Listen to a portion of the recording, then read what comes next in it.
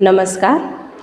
આજે આપણે વૈદિક ગણિતમાં 16 સૂત્રમાંનું એક સૂત્ર જેનું નામ છે નિખિલમ, જેમાં આપણે 100ના આધારે ગુણાકાર કેવી રીતે કરી શકીએ તેનું આપણે આજે ગણતરી શીખીશું.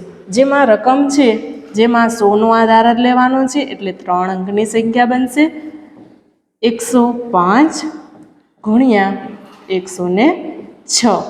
જેમાં ધ્યાન રાખવાનું 100નો આધાર છે એટલે અહીંયા તમને 100 વાળી સંખ્યા લેવાની રહેશે અને વિચલન અહીંયા તમે ગમે તે લઈ શકો છો, જેમાં 1 થી 9 અંક સુધીના હોવા જોઈએ, જેનો 2 ભાગમાં જવાબ મળશે. જેમાં પ્રથમ સ્ટેપ છે કે જે પણ તમે વિચલન લીધા હોય 5 ને 6 તેનો ગુણાકાર 5 ગુણ્યા 6, 6 × 5 = 30. તો અહીંયા તમને લખી દેવાના 30. આ હતો તેનો પ્રથમ સ્ટેપ. એના પછી બીજો સ્ટેપ છે. બીજા સ્ટેપમાં તમે જે પણ વિચલન લીધા છે એનો તમને કરવાનો છે સરવાળો. 5 + 6, તો 5 ને 6 થશે 11.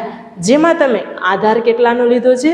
100નો, જે તમને 100 + 11 એટલે થશે 111. વિચલન તેમાં એનો સરવાળો કરીને ઉમેરી દેવાનો એટલે તેનો જવાબ આવશે 111.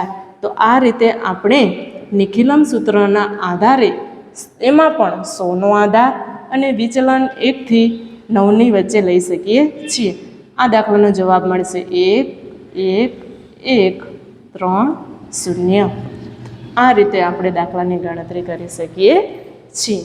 અસ્તુ.